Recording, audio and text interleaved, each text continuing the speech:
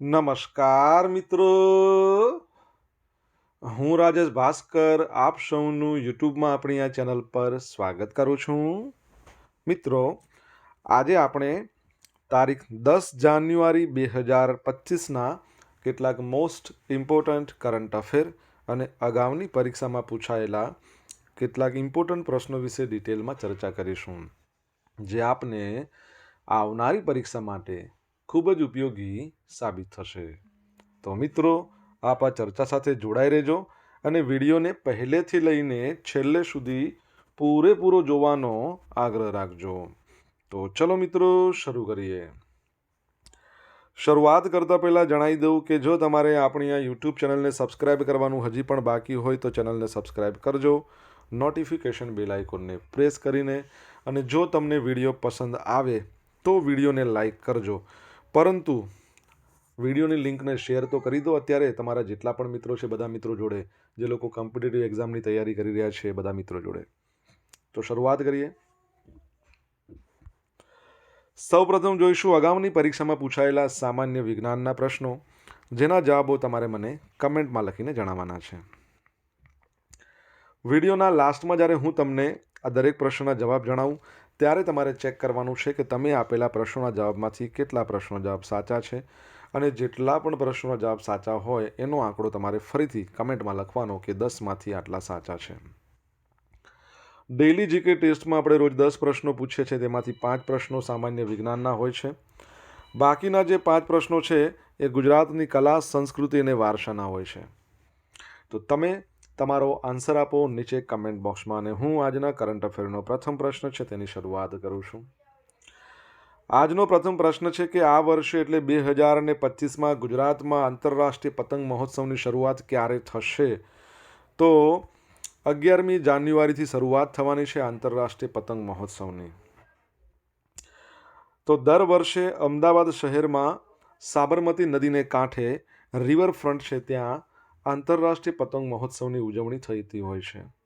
દેશ અને વિદેશમાંથી આંતરરાષ્ટ્રીય પતંગબાજો આવીને અહીં પતંગ ઉડાડતા હોય છે.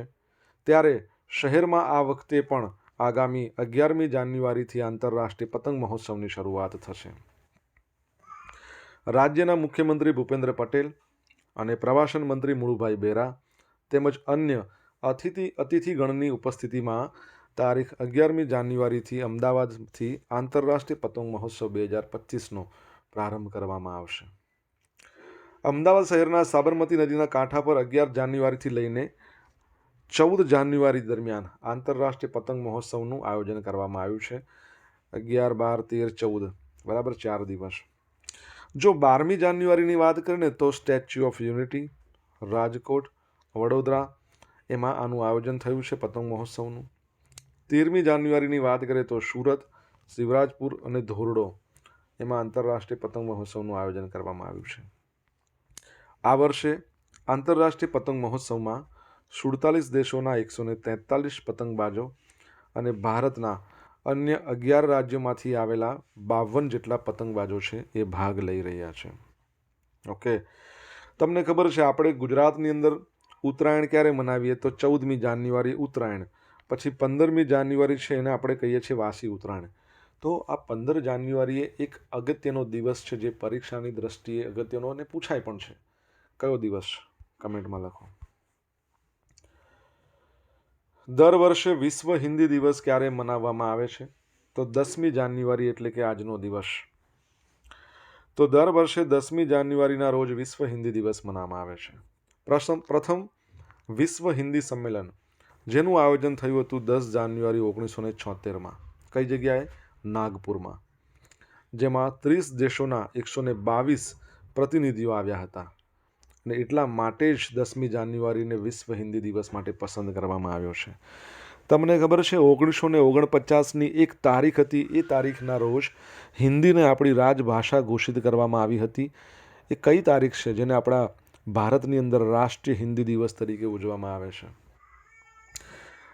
ઓકે, તમને ખબર હોય તો 2023ની અંદર વિશ્વ હિન્દી સંમેલનનું આયોજન ફિજીમાં થયું હતું. ફિજીમાં પ્રથમ વિશ્વ હિન્દી દિવસની ઉજવણીની શરૂઆત 10 જાન્યુઆરી 2006ના રોજ ભૂતપૂર્વ વડાપ્રધાન ડૉક્ટર મનમોહન સિંહ દ્વારા કરવામાં આવી હતી. રાષ્ટ્રીય હિન્દી દિવસ દર વર્ષે 14 સપ્ટેમ્બર, જો જવાબ તો તમને અહીંયા જ મળી ગયો, ના રોજ મનાવવામાં આવે છે. 14 સપ્ટેમ્બર 1949ના રોજ બંધારણ સભાએ હિન્દીને રાજભાષાનો દરજ્જો આપ્યો હતો અને ત્યારથી જ રાષ્ટ્રીય હિન્દી દિવસ મનાવવામાં આવે છે. આનો ઉદ્દેશ હિન્દીનો પ્રચાર કરવાનો છે. તમારા માટે એક પ્રશ્ન, અહીંયા તો હિન્દીની વાત આવી, તમને ખબર છે 23 એપ્રિલને વિશ્વ અંગ્રેજી ભાષા દિવસ, વિશ્વ સ્પેનિશ ભાષા દિવસ મનાવીએ છીએ. તો આપણી ગુજરાતી છે એ ગુજરાતી ભાષા માટેનો દિવસ, વિશ્વ ગુજરાતી ભાષા દિવસ ક્યારે મનાવીએ છીએ? કમેન્ટમાં લખો. ઇન્ડિયન સ્પેસ રિસર્ચ ઓર્ગેનાઇઝેશન ઇસરોએ અવકાશમાં છોડ ઉગાડવામાં સફળતા મેળવી છે. તો ઇસરોએ તેના PSLV C60, બરાબર છે, polar satellite launching vehicle C60, અને એનું એક મિશન છે જેનું નામ છે POM4, એટલે કે PSLV ઓર્બિટલ એક્સપેરિમેન્ટ મોડ્યુલ 4. આ મિશન દ્વારા માઇક્રોગ્રેવિટી, એટલે એવું કહી શકાય કે બહુ ગ્રેવિટી ઓછી ગ્રેવિટી હોય, બરાબર છે, ગુરુત્વાકર્ષણ ઓછું લાગતું હોય, ત્યાં કાઉપી, ઇંગ્લિશમાં કાઉપી કે ગુજરાતીમાં ચોળા, કે ચોળાના બીજ અંકુરિત કરીને અંતરિક્ષમાં છોડ ઉગાડવામાં સફળતા મેળવી છે. અને આના માટે ઇસરોએ compact research modular for orbital plant studies નામના સાધનનો ઉપયોગ કર્યો. ક્રોપ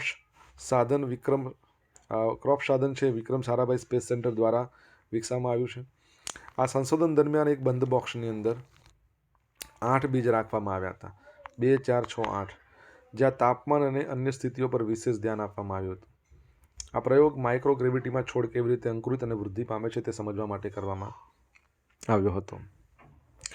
ઇસરોની વાત કરીએ, 15 ઓગસ્ટ 1969માં એની સ્થાપના થઈ. હેડક્વાર્ટર બેંગલુરુમાં છે. Doctor S. સોમનાથ છે હાલમાં એના અધ્યક્ષ છે, પરંતુ નવા અધ્યક્ષ એના કોણ બનવાના ગઈકાલે આપણે ભણ્યા, તમારે મને કહેવાનું છે, કમેન્ટમાં લખીને જણાવવાનું છે. આગળ વધીએ. મિત્રો, વિડીયો પસંદ આવ્યો હોય, ભણવાની મજા આવી હોય તો વિડીયોને એક લાઇક કરજો. તમારા મિત્રો જોડે વિડીયોની લિંકને શેર કરજો. આપણી બંને યુટ્યુબ ચેનલ છે, રાજેશ ભાસ્કર 2, બંનેને તમારે સબસ્ક્રાઈબ કરવાની છે, નોટિફિકેશન બેલ આઇકોનને પ્રેસ કરીને. જો તમારે ડેઇલી કરંટ અફેરની PDF જોઈતી હોય દરરોજ, તો આપણી ટેલિગ્રામ ચેનલ છે, જેની લિંક વિડીયોની ડિસ્ક્રિપ્શનમાં આપી છે. ટેલિગ્રામ પર તમે જઈને રાજેશ ભાસ્કર સર્ચ કરશો એટલે આવો સિમ્બોલ જોવા મળશે. તમારે જોઈન કરી લેવાની. PDF તો મળશે જ તમને, અહીંયા પોલ્સ પણ રમવા મળશે. કેન્દ્ર સરકાર દિલ્હીમાં રાજઘાટ પરિષદના ભાગરૂપે આવેલા રાષ્ટ્રીય સ્મૃતિ સ્થળ પર કયા ભૂતપૂર્વ રાષ્ટ્રપતિનું સ્મારક બનાવશે? તો પ્રણવ મુખર્જી. કોનું? પ્રણવ મુખર્જી. તો કેન્દ્ર સરકારે દિલ્હીમાં રાજઘાટ પરિષદના ભાગરૂપે આવેલા રાષ્ટ્રીય સ્મૃતિ સ્થળ પર ભૂતપૂર્વ રાષ્ટ્રીય પ્રણવ મુખર્જીનું સ્મારક બનાવવાનો નિર્ણય લીધો છે. 31 ઓગસ્ટ 2020 ત્યારે એમનું અવસાન થયું હતું. કોંગ્રેસના પીઢ નેતા અને ભારતના 13મા નંબરના રાષ્ટ્રપતિ. પછી 14મા નંબરના રાષ્ટ્રપતિ આપણા બન્યા શ્રી રામનાથ કોવિંદ. હાલમાં 15મા નંબરના છે શ્રીમતી દ્રૌપદી મુર્મુ. હવે શ્રી પ્રણવ મુખર્જી છે, એમની પુત્રી શર્મિષ્ઠા મુખર્જીએ આ અણધાર્યા પગલાં માટે વડાપ્રધાન નરેન્દ્ર મોદીનો આભાર માન્યો છે. આ સ્મારક ભારતીય રાજકારણમાં મુખર્જીના દાયકાઓ લાંબા યોગદાનને શ્રદ્ધાંજલિ હશે. પ્રણવ મુખર્જી 2012થી 17 સુધી ભારતના રાષ્ટ્રપતિ તરીકે સેવા આપી છે. 2019માં એમને ભારત રત્ન પુરસ્કાર આપવામાં આવ્યો હતો. રાષ્ટ્રીય સ્મૃતિ સ્થળ ખાતે અટલ બિહારી વાજપેયી જેવા ભૂતપૂર્વ નેતાઓ સાથે આ સ્મારક જોડાશે. અને ખાસ યાદ રાખજો, રાષ્ટ્રીય સ્મૃતિ સ્થળ ખાતે NDA સરકાર દ્વારા સ્થાપિત કોંગ્રેસના નેતા માટેનું આ પ્રથમ સ્મારક છે. ખાસ યાદ રાખજો. અને એવું કહેવામાં આવે છે દિલ્હીની અંદર જ પૂર્વ વડાપ્રધાન મનમોહન સિંહ છે, એમનું પણ એક સ્મારક બનાવવામાં આવશે, સમાધિ બનાવવામાં આવશે, એવું આપણે ભણ્યા હતા, જેમનું રિસન્ટલી એટલે ગયા મહિનામાં અવસાન થયું છે. રાજઘાટની વાત કરી, તમને ખબર છે રાજઘાટ છે એ રાજઘાટ કોની સમાધિ છે? જણાવો. ઓકે, કમેન્ટ બોક્સમાં લખીને. ભારતનું મેટ્રો ટ્રેનનું નેટવર્ક સૌથી વિશાળ મેટ્રો નેટવર્ક મામલે ભારત વિશ્વમાં કેટલામાં ક્રમે છે? બરાબર છે, તો જવાબ આવશે 3જા નંબર પર. ઓકે, તો ચીન અને અમેરિકા આ બંને પછી ભારતનું મેટ્રો રેલ નેટવર્ક છે ને વિશ્વનું 3જું મોટું રેલ નેટવર્ક બની ગયું છે. ભારતમાં મેટ્રોની શરૂઆત થઈ 1984માં કોલકાતામાં, અને આને આપણે મેટ્રો લાઇન કહી શકાય, પણ મેટ્રો નેટવર્ક છે એની શરૂઆત 2002માં દિલ્હીમાં થઈ. 2014માં 5 રાજ્યોના 5 શહેરોમાં મેટ્રો દોડતી હતી. હાલમાં તમે જુઓ 11 રાજ્યોના 23 શહેરોમાં મેટ્રો રેલ નેટવર્ક છે. છેલ્લા 10 વર્ષમાં મેટ્રો નેટવર્કમાં 3 ગણો ગ્રોથ જોવા મળી રહ્યો છે.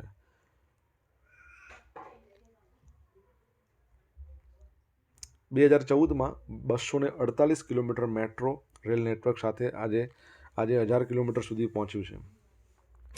હાલમાં મેટ્રોની વાત કરીએ તો રોજના 1 કરોડથી વધુ પેસેન્જર મુસાફરી કરે છે. મેટ્રો ટ્રેન રોજના 2.75 લાખ કિલોમીટરની મુસાફરી કરે છે. ઓકે, બુલેટ ટ્રેનની આપણે વાત કરીએ, મેટ્રોની તો વાત કરી. બુલેટ ટ્રેન છે એ ભારતમાં મુંબઈ અમદાવાદ વચ્ચે દોડશે. અત્યારે કામ ચાલી રહ્યું છે. ભારતમાં પ્રથમ ટ્રેનની શરૂઆત મુંબઈથી થાણે 1853, ગુજરાતમાં ઉત્તરાયણથી અંકલેશ્વર 1855, 2019માં વંદે ભારતની શરૂઆત થઈ. ગુજરાતમાં તમને ખબર હોય તો વંદે ભારત ગાંધીનગરથી લઈને મુંબઈ વચ્ચે એની શરૂઆત થઈ હતી. બીજી વસ્તુ, ચાઇનાની વાત કરીએ. રિસન્ટલી ચાઇનાએ વિશ્વનું સૌથી ઝડપી, સૌથી ફાસ્ટેસ્ટ બુલેટ ટ્રેન છે એનું અનાવરણ કર્યું. તમારે જણાવવાનું છે એનું નામ શું રાખ્યું છે, બરાબર છે, શું કહેવાય છે એને, કેટલી સ્પીડ છે એ પણ કહી શકો તમે. 2025ના પ્રજાસત્તાક દિવસની પરેડમાં મુખ્ય અતિથિ ઇન્ડોનેશિયાના રાષ્ટ્રપતિ રહેશે. તો ઇન્ડોનેશિયાના રાષ્ટ્રપતિ છે પ્રોબોવો સુબિયાન્તો. ભારતના આપણા 2025ના પ્રજાસત્તાક દિવસ એટલે કે 26 જાન્યુઆરીના રોજ જે પરેડ છે એમાં મુખ્ય અતિથિ બનવા માટે નવી દિલ્હીના આમંત્રણનો ઔપચારિક રીતે સ્વીકાર કર્યો છે. તેમની મુલાકાત ભારત ઇન્ડોનેશિયા સંબંધોને વધારવામાં એક મહત્વપૂર્ણ પગલું છે, જે વડાપ્રધાન નરેન્દ્ર મોદીનું 3જો કાર્યકાળમાં એક્ટ ઈસ્ટ પોલિસીના મહત્વનો સંકેત આપે છે. આ મુલાકાત દરમિયાન બંને દેશો તેમના વ્યૂહાત્મક સહયોગ, સંરક્ષણ સંબંધો, આર્થિક જોડાણને મજબૂત બનાવે એવી અપેક્ષા છે. ઇન્ડોનેશિયાના પ્રથમ જે રાષ્ટ્રપતિ હતા સુકર્ણો 1950માં ભારતના પ્રથમ પ્રજાસત્તાક દિવસના મહેમાન હતા. 2018માં પીએમ મોદીની જકાર્તાની મુલાકાત દરમિયાન ભારત અને ઇન્ડોનેશિયાએ એક વ્યાપક વ્યૂહાત્મક ભાગીદારી પર હસ્તાક્ષર કર્યા હતા. તમને ખબર છે કે જકાર્તા છે ઇન્ડોનેશિયાની હાલની કેપિટલ છે, પરંતુ ભવિષ્યમાં બીજી કેપિટલ બનાવવામાં આવશે. ખબર છે કઈ કરાવવામાં આવશે? કેમ કે જકાર્તા છે એ તો પાણીમાં ડૂબી જવાની છે. બીજી વસ્તુ કે બંને રાષ્ટ્રોએ 2000 વર્ષથી વધુના સાંસ્કૃતિક અને વ્યાપારી સંબંધો ધરાવે છે, જેમાં હિન્દુ, બૌદ્ધ, ઇસ્લામિક ધર્મ આ બધાનો પ્રભાવ છે. તમને ખ્યાલ હોય તો ગયા વર્ષે 2024માં ભારતના પ્રજાસત્તાક દિવસના જે મુખ્ય અતિથિ હતા ફ્રાન્સના પ્રેસિડેન્ટ ઇમ્યુલ મેક્રોન, યાદ રાખજો. સોશિયલ મીડિયાના માધ્યમથી મારી જોડે કનેક્ટ રહી શકો છો. મારું ઇન્સ્ટા આઈડી છે rajesh.i.bhaskar, મારું ફેસબુક આઈડી છે RI ભાસ્કર અને ટેલિગ્રામ આઈડી છે રાજેશ ભાસ્કર. અહીંયા તમને ડેલી કરંટ અફેરની PDF જોવા મળશે. તમને પોલ્સ પણ રમવા મળશે. જો ભણવાની મજા આવી હોય તો વિડીયોને લાઇક કરો, તમારા મિત્રો જોડે વિડીયોની લિંકને શેર કરો, ચેનલ સબસ્ક્રાઈબ કરવાની બાકી તો સબસ્ક્રાઈબ કરો, નોટિફિકેશન બેલ આઇકોનને પ્રેસ કરીને. તાજેતરમાં કયા શહેરમાં વડાપ્રધાન નરેન્દ્ર મોદીએ વિડીયો કોન્ફરન્સ દ્વારા વીર સાવરકર નામની કોલેજનો શિલાન્યાસ કર્યો છે? તો જવાબ આવશે નવી દિલ્હી ખાતે. કઈ જગ્યાએ? નવી દિલ્હી ખાતે.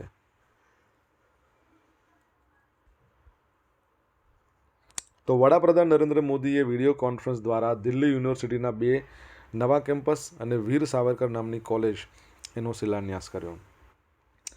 નઝફગઢના રોશનપુરમાં કોલેજ છે 8816.56 ચોરસ મીટરમાં ફેલાયેલી અને અંદાજિત 140 કરોડના ખર્ચે બનાવવામાં આવશે, જેમાં 24 વર્ગખંડ, 8 ટ્યુટોરિયલ રૂમ્સ, 40 ફેકલ્ટી રૂમ, વિભાગીય પુસ્તકાલય, કોન્ફરન્સ રૂમ, કેન્ટીન આવી બધી આધુનિક સુવિધાઓ હશે.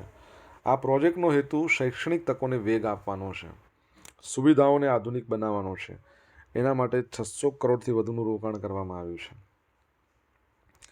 દિલ્હી યુનિવર્સિટીના વિસ્તરણના પ્રયાસોના ભાગરૂપે પૂર્વ કેમ્પસ સૂરજમલ વિહારમાં, પશ્ચિમ કેમ્પસ દ્વારકા સેક્ટર 22માં પણ બનાવવામાં આવ્યું છે.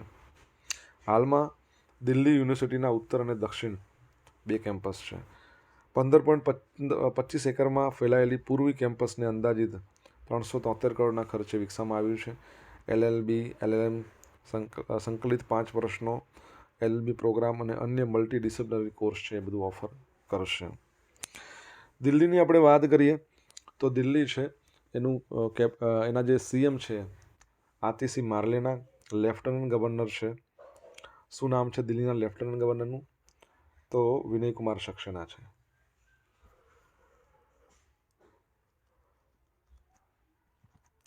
વીર સાવરકર ઇન્ટરનેશનલ એરપોર્ટ છે એટલે એમના નામ પર એ આવેલું છે પોર્ટ બ્લેર, અંદમાન નિકોબાર. તમારા માટે પ્રશ્ન, પોર્ટ બ્લેરનું નવું નામ શું છે? કેન્દ્રીય મંત્રી શ્રીમતી નીમુબેન બાંભણિયાના હસ્તે CCI કેન્દ્રનો શુભારંભ. તો competition commission of India CCI, બરાબર છે. તો કેન્દ્રીય મંત્રી નીમુબેન બાંભણિયા એમના હસ્તે ભાવનગરમાં આવેલું છે ઉમરાળા તાલુકાનું ધોળા ગામ, ત્યાં આવેલું છે માર્કેટ યાર્ડ. ત્યાં કપાસની ખરીદી માટે આ કેન્દ્રનો શુભારંભ કર્યો છે. આ પ્રસંગે ત્યાં ઉપસ્થિત ખેડૂતો સાથે મંત્રીશ્રીએ સંવાદ કરી માર્ગદર્શન પૂરું પાડ્યું. ભારત સરકારના CCI દ્વારા અપાયેલા ખરીદ કેન્દ્રથી આશરે 34,000 જેટલા ખેડૂતોને લાભ થશે. આ વિસ્તારમાં મોટાભાગના ખેડૂતો કપાસની ખેતી કરે છે. 7 ઓક્ટોબર વિશ્વ કપાસ દિવસ. યાદ રાખજો, કપાસના ઉત્પાદનમાં સૌથી નંબર 1 પર છે ગુજરાત. છેલ્લા 2 વર્ષથી ભારતની વાત કરું છું, ભારતમાં નંબર 1 ગુજરાત છે. ખેડૂતોને મિનિમમ સપોર્ટ પ્રાઇસ પર કપાસ વેચવા માટે હવે સુવિધા ઉપલબ્ધ રહેશે. ભાવનગરની વાત કરી, ભાવનગરમાં આપણે 1-2 દિવસ પહેલાં ભણ્યા હતા ને, ભાવનગર એરપોર્ટ પર એક ફાયર ફાઇટર લાવવામાં આવ્યું છે. આખા ભારતમાં સૌથી લેટેસ્ટમાં લેટેસ્ટ છે. નાફકો કરીને કંપનીનું છે. કઈ જગ્યાએથી લાવવામાં આવ્યું છે તમારે જણાવવાનું છે. હવે મિત્રો જોઈશું અગાઉની પરીક્ષામાં પૂછાયેલા સામાન્ય વિજ્ઞાનના પ્રશ્નો. પહેલો પ્રશ્ન, સૌથી હલકું, સૌથી સાદું, સૌથી વધુ મળી આવતું તત્વ કયું છે? હાઇડ્રોજન. ઓપ્ટિકલ ફાઇબરનો મહત્તમ ઉપયોગ નીચેના પૈકી શામાં થાય છે? નેટવર્કમાં.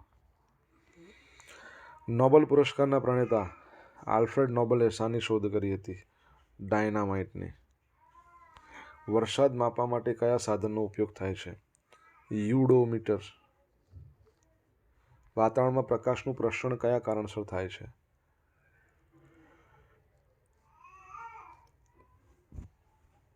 ધૂળના રજકણોના કારણે. હવે જોઈશું અગાઉની પરીક્ષામાં પૂછાયેલા ગુજરાતની કલા સંસ્કૃતિ વારસાના પ્રશ્નો. પહેલો પ્રશ્ન, જય જવાન જય કિસાન આ વિધાન કોણે આપ્યું?